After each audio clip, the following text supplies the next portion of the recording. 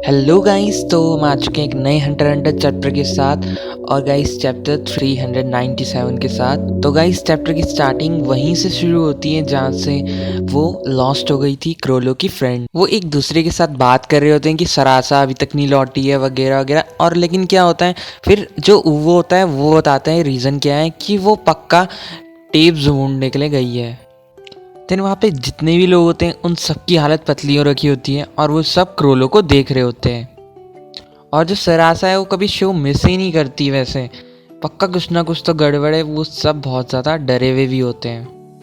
फिर क्रोलो क्या करता है, वो स्टेज पे जाता है, वो अकेला खड़ा होता है और वो ये बोलता है कि मैं डायरेक्ट पॉइंट पे आऊँगा कि। और क्रोलो सीधा बता देता है कि जो शो है वो पोस्टपोन्ड हो चुका है। और फिर जितना भी क्राउड होता है वो हैरान हो जाता है और डिसपॉइंट हो जाता है। देन उसके बाद वो सबसे माफ़ी मांगता है और बोलता है कि हम मतलब सरासा मिसिंग है, इस कारण हम नहीं कर सकते शो को कंटिन्यू।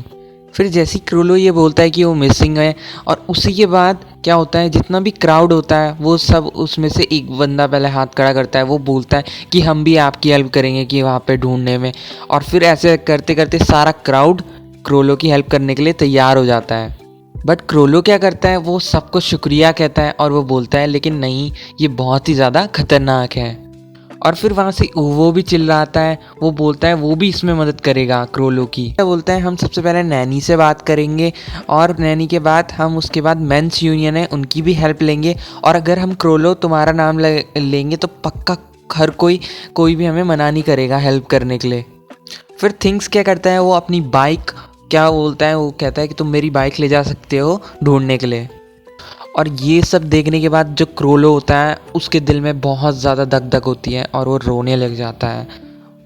फिर वो बोलता है क्रोलो तुम मत रो, हमें अभी सरासा को ढूंढना है जल्दी से। और वो क्रोलो को ये बोल रहा होता है पक्का उसे कोई चोट वगैरह लग गई होगी, इस कारण वो कहीं फंस गई है या रुक गई है। फिर जो क्रोलो और रूबी होते हैं वो थिंग्स की बाइक पे जाते हैं और फिर वो सर्च कर रहे होते हैं। और फाइनली उन्हें क्या बोलते हैं, एक मार्क दिखते हैं गाड़ियों के और वो जंगल की तरफ जा रहे होते हैं। और फिर उनका जो पूरा ग्रुप है वो सारा जंगल की तरफ चले जाता है। और वो जो जंगल होता है वो बिल्कुल डार्क होता है और वहाँ पे बारिश भी हो रही होती है अलग से, और बहुत डरावना होता है। देन जितना भी उनका ग्रुप होता है वो जा रहा होता है। फिर उन्हें एक दिखता है, एक बैग लटका हुआ होता है जंगल में। और उसी ट्री की जो बार्क होती है उसमें क्या होता है, एक लेटर होता है, साथ में चाकू रहता है उसके। फिर वो क्या करता है, उसे बिलीव मतलब कुछ समझ नहीं आ रहा, फिर वो पक्का चेक करता है उसे क्या सीन है। फिर जो पाकुनोटा होती है उसकी बहुत बुरी हालत हो रखी होती है, वो रो रही होती है, काँप रही होती है।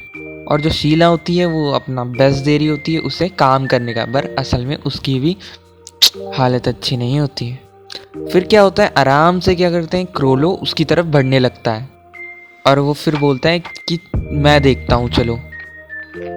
फिर जो उवो होता है वो पूछता है क्रोलो से क्या लिखा है पेपर में, और क्रोलो उसे नहीं बताता है, पर वो उससे बोलता है वो तुम क्या करो, इस बैग को नीचे ले आओ। वो बिल्कुल सेटिस्फाई नहीं होता है उसके रिस्पॉन्स से। और फिर वो क्या करता है, वो नाइफ निकालता है और फिर पेड़ के ऊपर चढ़ जाता है काटने के लिए उस रोप को। देन वो क्या करता है, उस नाइफ से उसे काट देता है और फिर वो नीचे बैग गिर जाता है और वो उसे पकड़ लेता है क्रोलो। और वो बैग काफ़ी भारी होता है और उसकी वजह से क्रोलो भी खुद नीचे की तरफ गिर जाता है मतलब। और सब जितने भी लोग होते हैं वो बहुत शांति से देख रहे होते हैं। और जो क्रोलो होता है वो धीरे धीरे उस बैग को खोल रहा होता है। और जैसे ही वो बैग खुलता है वैसे ही क्या बोलते हैं, वो भी भागते हुए आता है उसकी तरफ। और उस बैग के अंदर कुछ सिमिलियस मतलब वैसा ही मिलता जुलता उनके फ्रेंड जैसी, बेसिकली उनकी फ्रेंड की ही बॉडी होती है उसके अंदर। और फिर जो क्रोलो का फेस होता है वो बिल्कुल ही बहुत गंदा हो जाता है, मतलब अपनी दोस्त को मरता हुआ देख के वो वाला फेस हो जाता है। और उसके सर पे सरासा के एक और नोट चिपकाया होता है और उसमें भी क्या लिखा होता है वो बस क्रोलो को ही पता है क्योंकि उसे पढ़ना आता है। और क्रोलो के पीछे जो उवो होता है वो देख रहा होता है और उवो के जो एक्सप्रेशन होते हैं उसमें बहुत ज़्यादा गुस्सा और बहुत दुख और गुस्सा होता है उसे। और फिर नोबुनागा क्या पूछता है कि ये क्या सरासा है, बट फिर उवो बोलता है कि क्रोलो इस पेपर में क्या लिखा है मुझे बताओ। और क्रोलो नहीं बताता है और आई डोंट नो वैसे इस लेटर में क्या था, मेरे ख्याल से मुझे नहीं पता, पर कुछ ऐसा लिखा होगा जो अभी मिस्ट्री बिल्ड हो रही है। फिर क्रोलो फिर से मना कर देता है और ऊवो फिर बहुत ज़्यादा गुस्सा हो जाता है। देन ऊवो क्या करता है, क्रोलो को पकड़ लेता है, कॉलर या जो भी शर्ट से पकड़ लेता है और वो बोलता है कि उसे भी जानने का हक है, कि मतलब वो उसकी भी दोस्त थी और वो चाहता है कि क्या लिखा है क्रोलो, बताओ इसमें। फिर उसके बाद क्रोलो देखता है ऊवो को घूर के और बोलता है नहीं, मैं नहीं बताऊंगा। और फिर आखिरी में वो ये भी बोल देता है चाहे तुम मुझे जान से मार दो फिर भी मैं तुम्हें नहीं बताऊंगा। फिर हमें भी नहीं पता चला आखिर में क्या लिखा है उसमें। तो आपको कोई गेस कर सकते हो तो कर दो, हमें फ्यूचर में क्या पता चल जाए। तो फिर जो क्या बोलते हैं, क्रोलो बोलता है ऊवो को कि तुम खुद ही पढ़ लो ना। और फिर उसके बाद ऊवो को बहुत गुस्सा आता है और वो सब फेंक देता है दोबारा से नीचे। देन जो माची होती है और जितने भी उसके फ्रेंड्स होते हैं, खासकर फीमेल फ्रेंड, वो सब रो रहे होते हैं बुरी तरह से, बहुत बुरी हालत होती है। फिर उसके बाद हम देखते हैं उसे प्रॉपर बैरियल या प्रॉपर फिनरल दिया जाता है और उसमें जो उसकी कंडीशन होती है वो टोटली डिफरेंट होती है। उसकी बॉडी हील हो रखी होती है पूरे ढंग से और सब कुछ सही हो रखा होता है उसकी बॉडी का, यानी कि टुकड़े टुकड़े काट के नहीं रखे होते हैं उसके। और फिर जितना भी उनके दोस्त होते हैं वो बोल रहे होते हैं ये तो ऐसा लग रहा है सच में जिंदा है।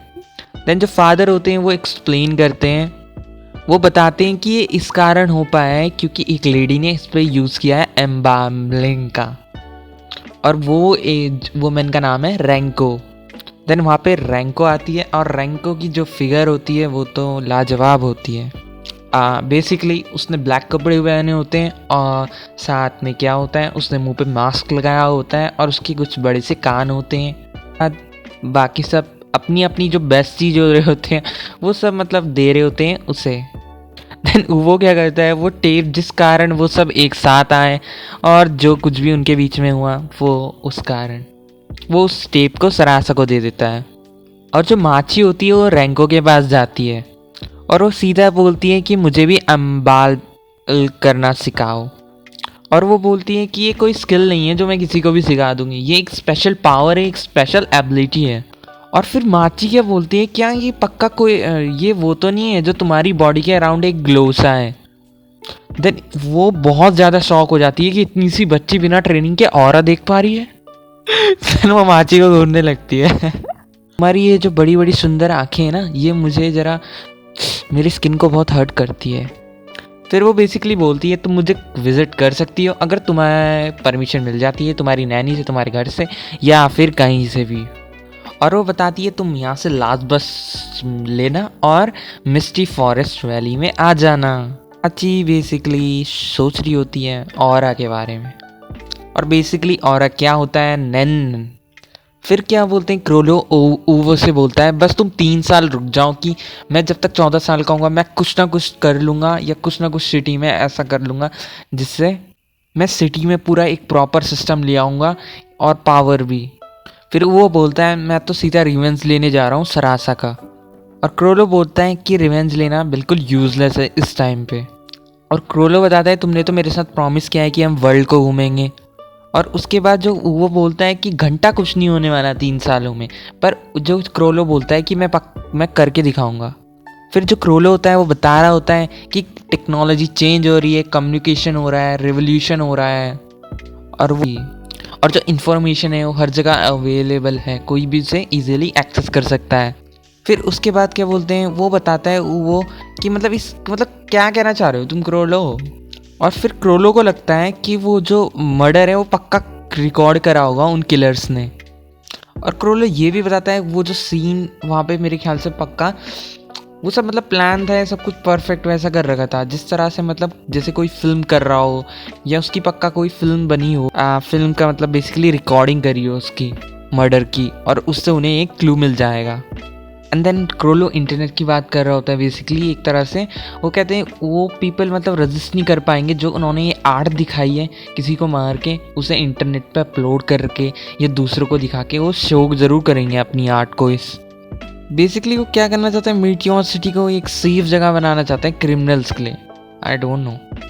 देन क्या बोलते हैं, बेसिकली वो कंफ्यूज हो जाता है वो, और बेसिकली मैं भी हो जाता हूँ। मुझे लगता तो नहीं है उसकी रिकॉर्डिंग करी होगी किसी ने। आई एम जस्ट किडिंग, ठीक है।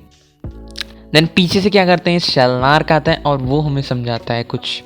सो बेसिकली वो ये बताता है कि वो कुछ मतलब टेक्नोलॉजी का यूज़ करके कुछ एक ऐसा हाइड आउट क्रिएट करना चाहते हैं जहाँ पे जितने भी बुरे लोग हों या बुरे काम करने वाले हों वो सब वहाँ पे आए और हमें वो पता चल जाए हम जिसे ढूंढ रहे हैं। बेसिकली वो सरासा का किलर को ढूंढने हैं, तो वो भी एक बैड गाय है बेसिकली। तो वो एक हेवन बनाना चाहते हैं इन लोगों के लिए, जहाँ सारे क्रिमिनल लोग आराम से आके अपने धंधे कर सकें या काम कर सकें। वो भी हेल्प करते हैं और उसके सारे फ्रेंड आ जाते हैं, वो भी हेल्प करते हैं, बट वहाँ से एक उनकी जो फ्रेंड होती है वो उनके साथ नहीं आती है। और वो इन 3 सालों में क्या करेंगे, वो स्किल सीखेंगे, वो साथ में क्या बोलते हैं जितनी भी टेक्नोलॉजी है वो सब मतलब खुद को प्रिपेयर करेंगे सरासा के किरल को मारने के लिए या लोअर करने के लिए। और वो बेसिकली जो 1 मेंबर रहती है जो नहीं करती है ऐसा, वो होती है शीला, वो भाग जाती है। फिर क्रोलो बताते हैं सबसे इम्पॉर्टेंट चीज़ें हमें अपनी जो जिंदगियां हैं वो इस पे दाव पे लगानी होगी और साथ ही उन्हें मतलब ऐसा कुछ कभी हैपन ना हो, इस वजह से उन्हें किसी को मारना तो पड़ेगा ही, मरो या मारो वाली बात है। देन क्रोलो ये भी बोलता है सरासा ये बिल्कुल नहीं चाहती और अगर उसे सरासा कहीं दिखेगी अभी या मिलेगी तो उससे पक्का माफ़ी ज़रूर मांगेगा और वो कभी भी उन लोगों को माफ़ नहीं करेगा जिन लोगों ने उसे मार दिया। देन क्रोलो कसम खाता है कि वो पूरी ज़िंदगी एक विलन की तरह रहेगा और जो इस दुनिया को कंपा देगा बिल्कुल उसके डर से।